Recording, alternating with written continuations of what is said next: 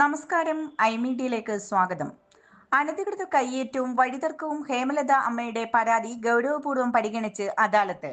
മകനും കൊച്ചുമകൾക്കും ഇഷ്ടദാനമായി നൽകിയ വസ്തുവിൽ വഴിവെട്ടാൻ സമ്മതിക്കാതെ അയൽവാസിയുണ്ടാക്കുന്ന പ്രശ്നങ്ങൾ ഒരു വശത്ത്, കുടുംബസ്വത്തിന്റെ വസ്തുവിൽ മതിലിനോട് ചേർന്ന് മറ്റൊരു അയൽക്കാരൻ ശുചിമുറി കെട്ടി കയ്യേറിയ പൊല്ലാപ്പുകൾ മറുവശത്ത്. പരിഹാരവും സ്വസ്ഥതയും തേടിയാണ് നാവായിക്കുളം പാറക്കുന്ന് സ്വദേശി 86 വയസ്സുള്ള ഹേമലത വർക്കല താലൂക്ക് അദാലത്തിൽ എത്തിയത്. അമ്മയുടെ പരാതി ഗൗരവത്തോടെ പരിഗണിച്ച് ശാശ്വത ഒരു തീർപ്പുണ്ടാകുമെന്ന ഉറപ്പാണ് അദാലത്തിൽ മന്ത്രിമാരായ ജി അനിൽകുമാറും വി ശിവൻകുട്ടിയും നൽകിയത്.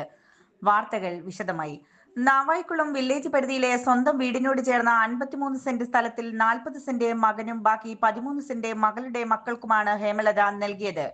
ഈ വസ്തുവിന് ആധാരത്തിൽ രേഖപ്പെടുത്തിയിട്ടുള്ള 3 ലിങ്ക്സ് വഴിവെട്ടുന്നതിനായി അയൽവാസി തടസ്സം നിൽക്കുന്നത് വഴി പൂർണ്ണമായും ഹേമലതയുടെ വസ്തുവിൽ തന്നെയാണ് ഉള്ളത്. കൂടാതെ തൊട്ടടുത്തുള്ള കുടുംബ വീട്ടിലെ 45 സെന്റ് പുരയിടത്തിൽ മതിലിനോട് ചേർന്ന് മറ്റൊരു അയൽവാസി അനധികൃതമായി ശുചിമുറി കെട്ടി മതിൽ വീഴാറായ അവസ്ഥയിലുമാണ്.